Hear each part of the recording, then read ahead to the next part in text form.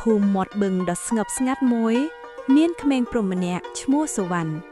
ថ្ងៃនេះជាថ្ងៃបុណ្យមាឃបូជាសុវណ្ណចង់រកក្បាលឈូកមាឃដ៏ស្រស់ស្អាតបំផុតថ្វាយព្រះពុទ្ធគាត់កាន់កន្ត្រកទទេមួយហើយបេះដូងពោពេញដោយក្តីសង្ឃឹមសុវណ្ណបានដើរទៅតាមមាត់បឹងទន្លេសាបគាត់សង្ឃឹមថានឹងរកឃើញផ្កាឈូកមាឃដ៏កម្រតែគាត់បានឃើញតែផ្កាឈូកធម្មតាដែលប្រឡាក់ភក់ប៉ុណ្ណោះភ្លាមនោះគាត់បានឃើញសត្វស្លាបតូចមួយជាប់ជើងក្នុងវល់សត្វស្លាបនោះមើលទៅភ័យខ្លាចណាស់សុវណ្ណភ្លេចអស់រឿងផ្កាឈូកមាឃរបស់គាត់ហើយប្រញាប់ចូលទៅជួយ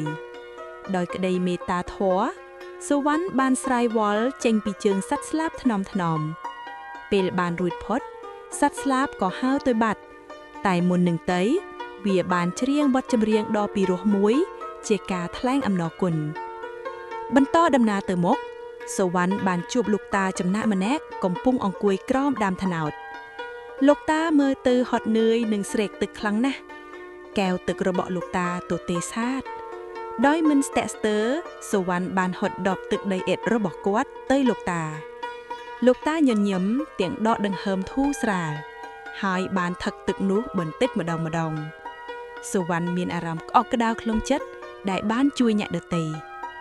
ទីបំផុតសុវណ្ណក៏មកដល់មុខព្រះវិហារបុរាណដ៏ធំសម្បើមភូមិដ៏ច្រើនកុះករបាននាំគ្នាថ្វាយផ្កានិងទៀនដ៏ស្រស់ស្អាតសុវណ្ណបានក្រឡេកមើលកន្ត្រកទទេរបស់គាត់ហើយមានអារម្មណ៍ក្រៀមក្រំលោកយាយភូមិដ៏មានប្រាជ្ញាបានដើរមករកសុវណ្ណរួចដាក់ដៃរបស់គាត់លើស្មារបស់គាត់ថ្នមសុវណ្ណបានងើយមុខមើលលោកយាយទាំងមុខជូរលោកយាយបាននិយាយទៅកាន់សុវណ្ណថាក្មួយអើយអំពើល្អដែលក្មួយបានធ្វើថ្ងៃនេះគឺជាផ្កាឈូកមាសដ៏ស្រស់ស្អាតបំផុតហើយចិត្តដែលចេះជួយអ្នកដទៃមានតម្លៃជាងផ្កាណាមួយទៅទៀតសុវណ្ណបានយល់ហើយអំពើល្អដែលយើងធ្វើចំពោះអ្នកដទៃគឺជាអំណោយដ៏មានតម្លៃបំផុតចាប់ពីថ្ងៃនោះមកសុវណ្ណតែងតែធ្វើអំពើល្អៗជានិច្ចព្រោះគាត់ដឹងថា